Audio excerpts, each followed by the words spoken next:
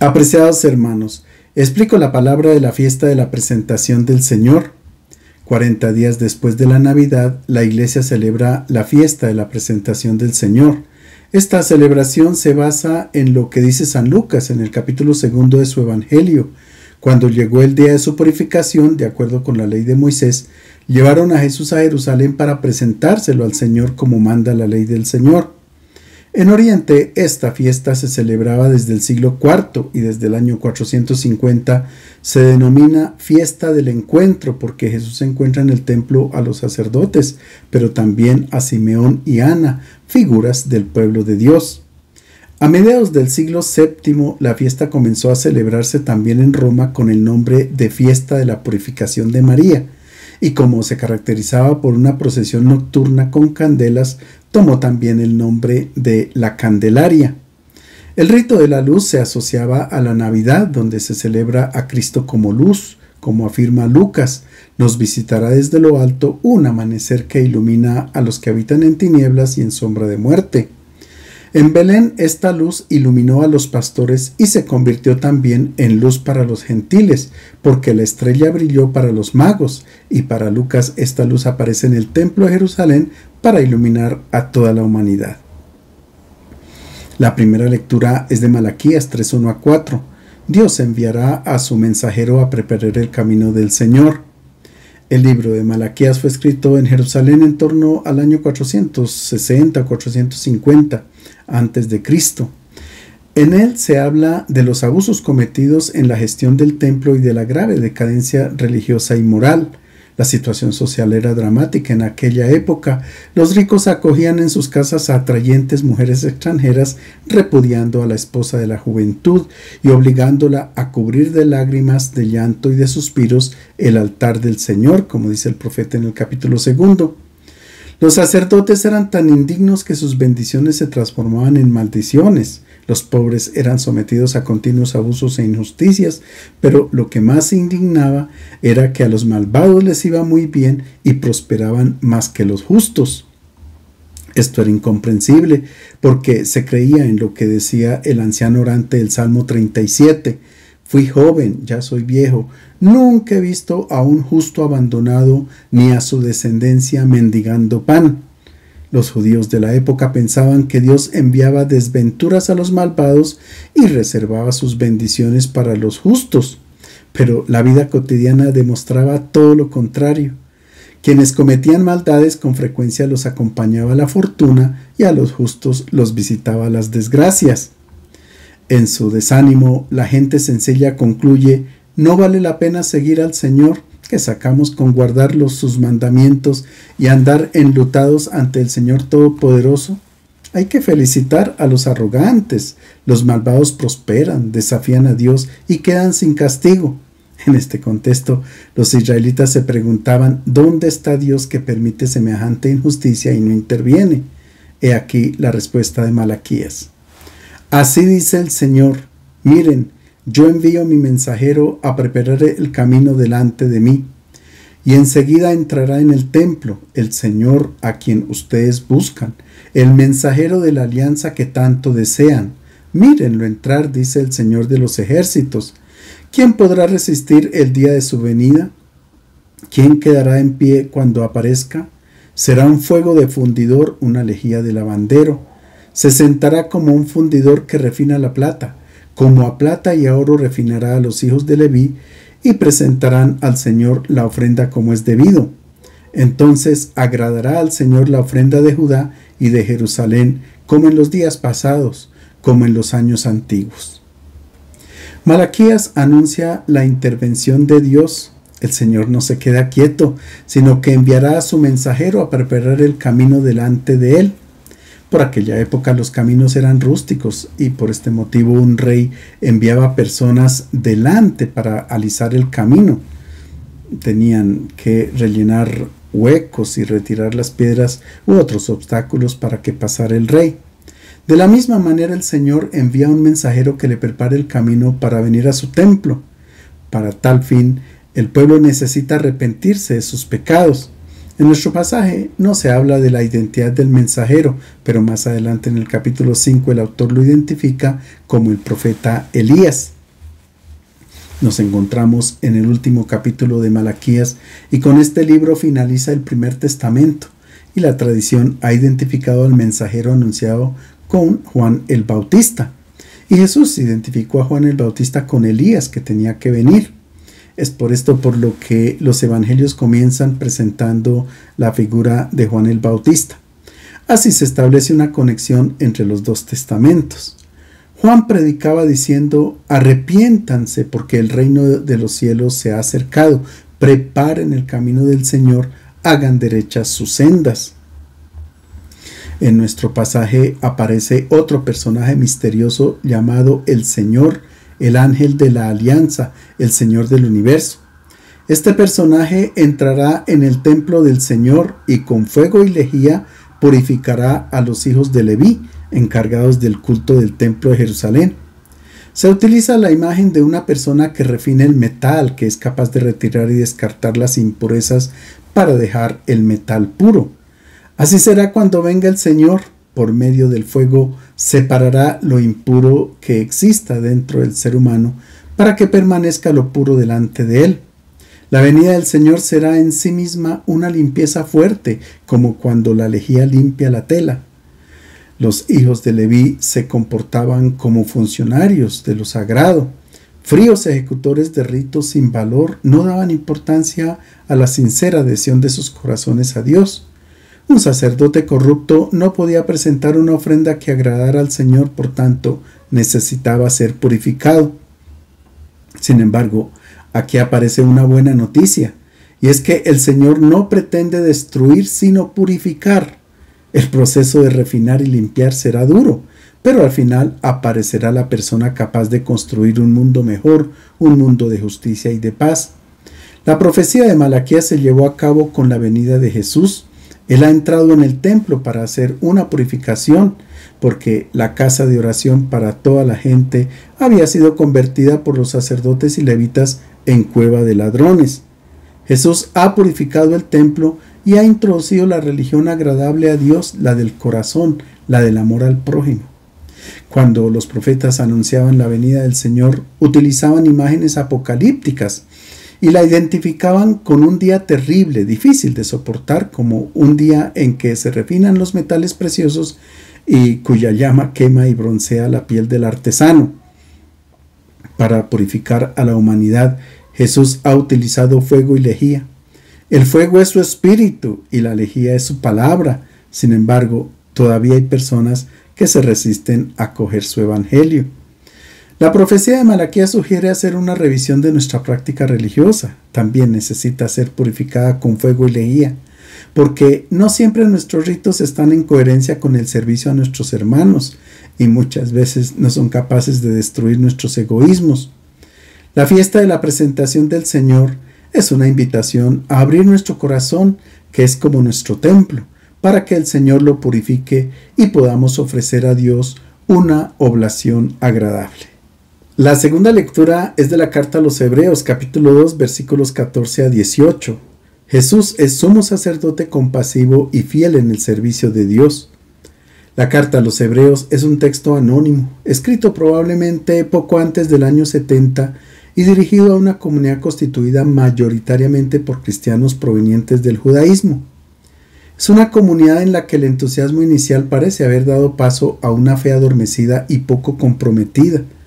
Las nuevas dificultades provocan el desánimo y comienza a haber un peligro real de errores doctrinales. La carta es una presentación del misterio de Cristo, subrayando especialmente su dimensión sacerdotal. Recurriendo al lenguaje litúrgico judío, el autor presenta a Jesús como el sumo sacerdote de la nueva alianza que hace la mediación entre Dios y la humanidad.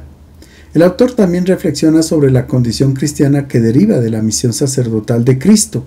Los creyentes, puestos en relación con el Padre por medio de Cristo sacerdote, están insertos en el nuevo pueblo sacerdotal que es la comunidad cristiana y deben hacer de su vida un continuo sacrificio de alabanza y de acción de gracias. En nuestro pasaje, el autor afirma que Cristo fue en todo semejante a sus hermanos para poder ser un sumo sacerdote compasivo y fiel en el servicio de Dios y con el fin de expiar los pecados del pueblo. Así como los hijos de una familia tienen una misma carne y sangre, también Jesús participó de esa condición para anular con su muerte al que controlaba la muerte, es decir, al diablo, y para liberar a los que por miedo a la muerte pasan la vida como esclavos. Está claro que no vino en auxilio de los ángeles, sino de los descendientes de Abraham. Por eso tenía que ser en todo semejante a sus hermanos, para poder ser un sumo sacerdote compasivo y fiel en el servicio de Dios para expiar los pecados del pueblo. Como él mismo sufrió la prueba, puede ayudar a los que son probados.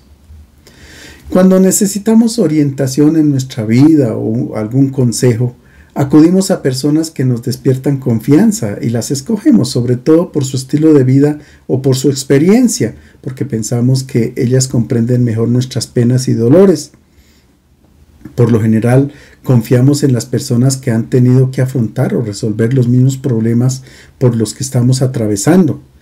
A pesar de que la ciencia ha avanzado y ahora existe la inteligencia artificial que ayuda a la psicología en la orientación de las personas, nosotros preferimos a un psicólogo de carne y hueso porque él, como humano, ha tenido conflictos y nos puede comprender mejor que la inteligencia artificial.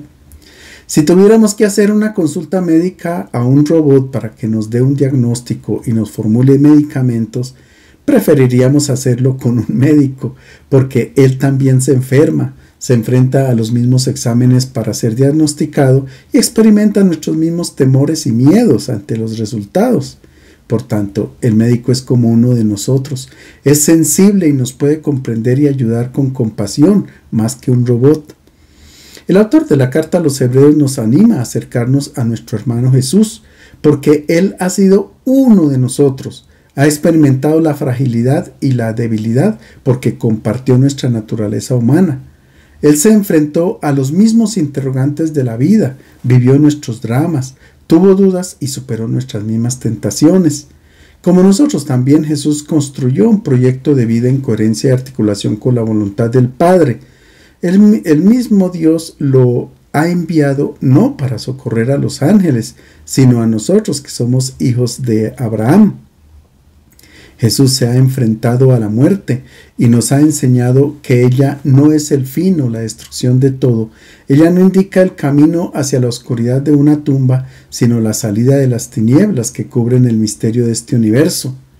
La muerte es el ingreso o la entrada en la luz, en los espacios infinitos de la vida bienaventurada de Dios. De esta manera Jesús nos quitó el miedo diabólico a la muerte que obnubila nuestras mentes y que impide tomar conciencia de lo efímera que es la vida y de lo transitorio que son los bienes terrenales, que en muchas ocasiones impiden donar nuestra vida por amor. El autor concluye invitándonos a tener confianza y abandonarnos en Cristo porque Él ha sido uno de nosotros, que experimentó el dolor y el sufrimiento.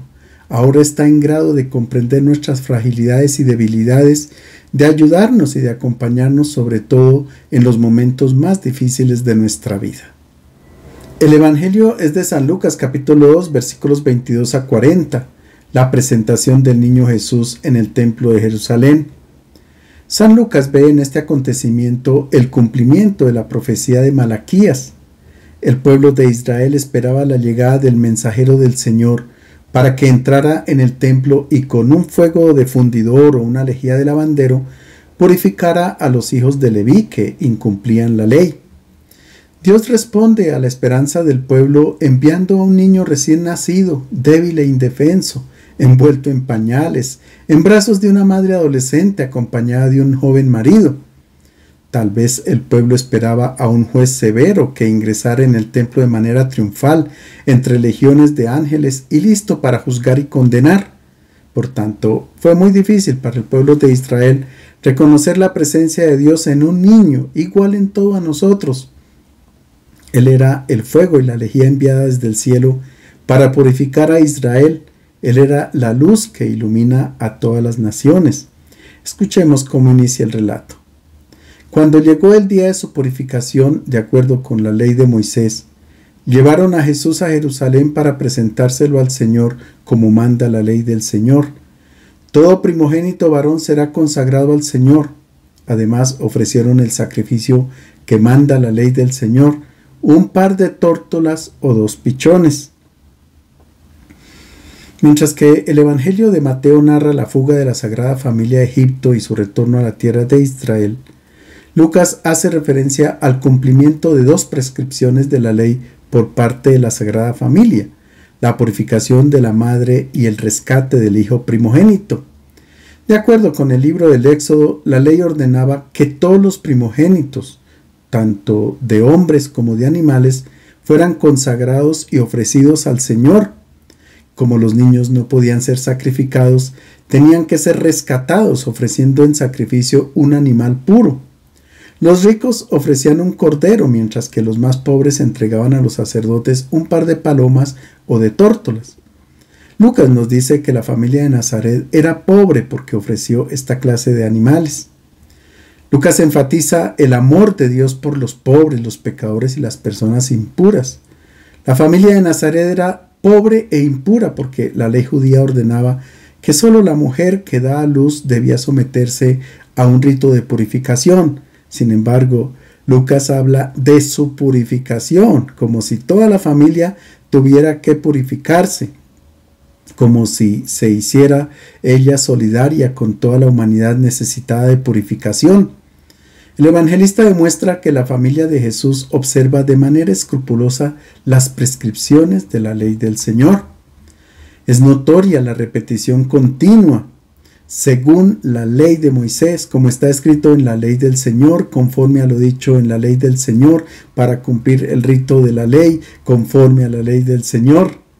Con esta insistencia, Lucas quiere advertir a sus comunidades que los padres de Jesús han tenido como guía la palabra de Dios.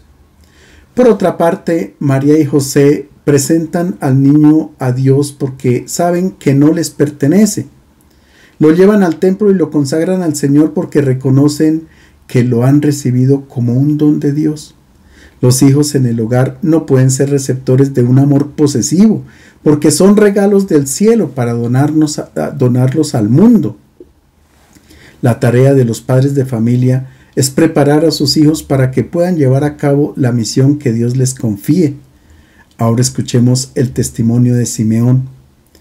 Había en Jerusalén un hombre llamado Simeón, hombre honrado y piadoso, que esperaba la liberación de Israel y se guiaba por el Espíritu Santo.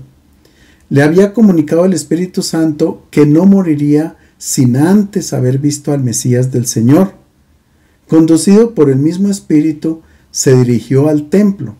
Cuando los padres introducían al niño Jesús para cumplir con él lo mandado en la ley, Simeón lo tomó en brazos y bendijo a Dios diciendo: Ahora, Señor, según tu palabra, puedes dejar que tu sirviente muera en paz, porque mis ojos han visto a tu salvación, la que has dispuesto ante todos los pueblos como luz para iluminar a los paganos y como gloria de tu pueblo Israel. Simeón era un hombre anciano que vivió esperando la realización de las promesas de Dios. Sus muchos años son la imagen del pueblo de Israel que esperaba el cumplimiento de las promesas hechas por Dios a Abraham y a los profetas acerca del Mesías.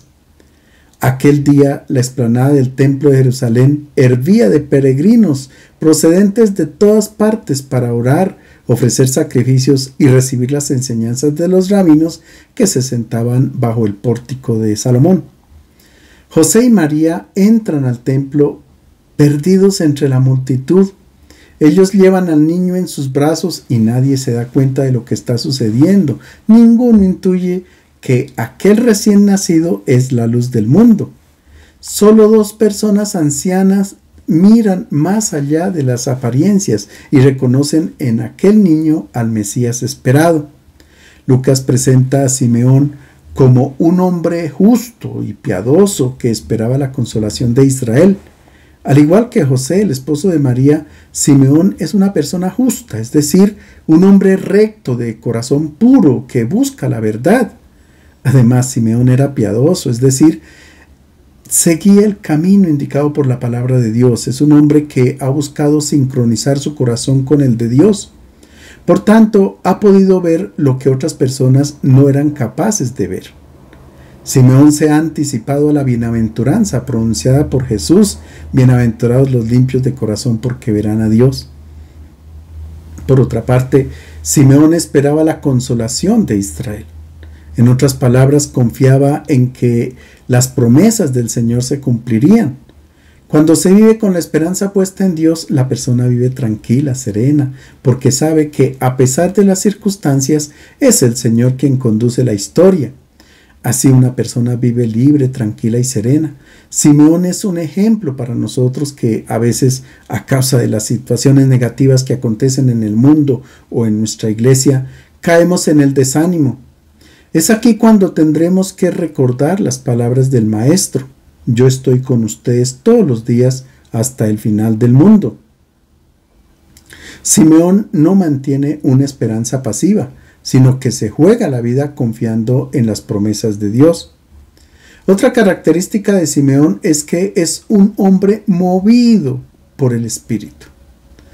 Lucas menciona 3 veces el Espíritu y el número 3 significa completitud. En otras palabras, Simeón posee la plenitud del Espíritu del Señor. Se ha dejado guiar por el Espíritu. Él es su confidente, le obedece. No mira hacia atrás con nostalgia de su pasado. No tiene nada de qué arrepentirse, porque le ha dado un sentido a su vida. No vivió replegado en sí mismo, por tanto, no se lamenta de su ancianidad ni de su historia. Simeón conoce los ciclos de la vida y sabe que está próximo su atardecer. Sin embargo, refleja el gozo de haber vivido. Es como el agricultor que después de tanto trabajo y fatiga se alegra por la abundancia de su cosecha. Simeón abraza al niño. Así se produce el encuentro entre lo viejo y lo nuevo, entre Israel y la iglesia, entre el primero y el segundo testamento. Y pronuncia el 5.º cántico que encontramos en los primeros capítulos del Evangelio de Lucas. En su canto, Simeón dice: deja que tu siervo vaya en paz. Él no tiene miedo a la muerte, porque para quien vive como Simeón, la muerte da sentido a toda su vida. Es el momento de la libertad o de la emancipación. Simeón espera la muerte para vivir en la paz que ha traído el Mesías. Él se identifica como un siervo, es decir, como una persona que ha dedicado toda su vida al designio de Dios, y proclama que el niño es luz para todos los pueblos, no solamente para Israel. Y ahora Simeón se dirige a María para anunciarle una profecía. El padre y la madre estaban admirados de lo que decía acerca del niño. Simeón los bendijo y dijo a María, la madre: mira, este niño está colocado de modo que todos en Israel o caigan o se levanten. Será signo de contradicción, y así se manifestarán claramente los pensamientos de todos. En cuanto a ti, una espada te atravesará el corazón. Los padres de Jesús se admiran de las palabras de Simeón porque habían aprendido por la catequesis de los rabinos que el Mesías sería uno que venía trayendo bendiciones a los buenos y castigos a los malvados. Pero con la presencia de este niño no hay ningún temor. No pueden tener miedo los pastores de Belén, considerados personas impuras, tampoco los pecadores. Él traerá la salvación para todos, incluso para los paganos. Simeón se dirige a María y la llama madre, porque ella está representando a la madre Israel. María es la imagen del seno de Israel, de donde ha nacido el Mesías de Dios. Simeón dice a la madre que una espada atravesará su corazón. No es el anuncio del dolor que embargará a María a los pies de la cruz. La espada en el simbolismo bíblico indica la palabra del Señor. La carta a los Hebreos dice que la palabra del Señor es viva y eficaz, más cortante que toda espada de 2 filos. La palabra del Mesías creará una división en el pueblo de Israel. Lo dirá Jesús mismo más tarde: no he venido a aportar paz, sino la división. Así sucedió en Israel. Unos han acogido al Mesías y otros lo han rechazado. Sin embargo, María en su camino de fe ha experimentado división con respecto a la catequesis que había recibido. La adhesión de María a la palabra no fue fácil. San Marcos nos dice que cuando escucharon que Jesús estaba en dificultad con las autoridades a causa de su predicación, fue María con algunos familiares con el deseo de llevárselo a casa porque pensaban que Jesús estaba fuera de sí. Escuchemos ahora las palabras de Ana. Estaba allí la profetisa Ana, hija de Fanuel, de la tribu de Aser. Era de edad avanzada, casada en su juventud, había vivido con su marido 7 años. Desde entonces había permanecido viuda y tenía 84 años. No se apartaba del templo, sirviendo noche y día con oraciones y ayunos. Se presentó en aquel momento dando gracias a Dios y hablando del niño a cuantos esperaban la liberación de Jerusalén.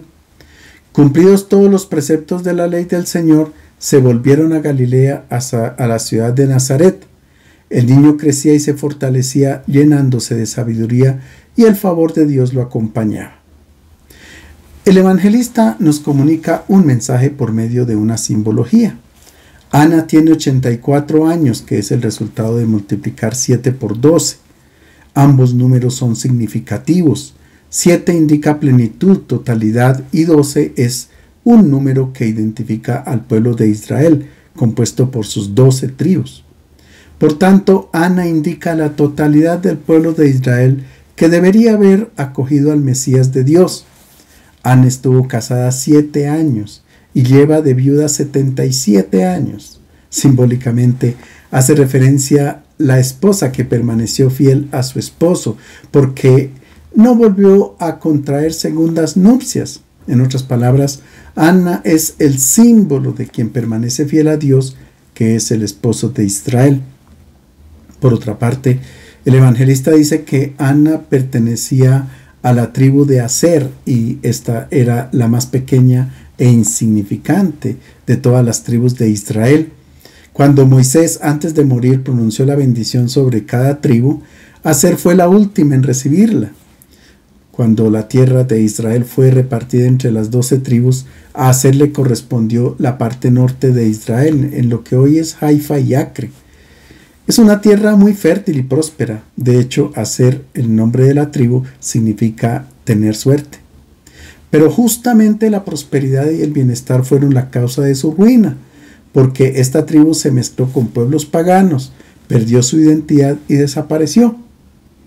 Ya en tiempos de Jesús, esta tribu no existía. Sin embargo, hay una mujer que no se apartaba del templo, sirviendo noche y día con oraciones y ayunos, es decir, una mujer que permaneció fiel al Dios de Israel y representa a quienes no se han ido detrás de los ídolos, sino que han esperado fielmente al Mesías. Nuestro pasaje concluye diciendo que la Sagrada Familia regresó a Nazaret y que Jesús crecía y se fortalecía, llenándose de sabiduría, y el favor de Dios lo acompañaba. Él no es diferente a los demás niños de la aldea. Crece como todos, pero sí hay algo que lo caracteriza. Es su relación de amor para con su familia, para con Dios y para con toda la humanidad. Les deseo un feliz domingo.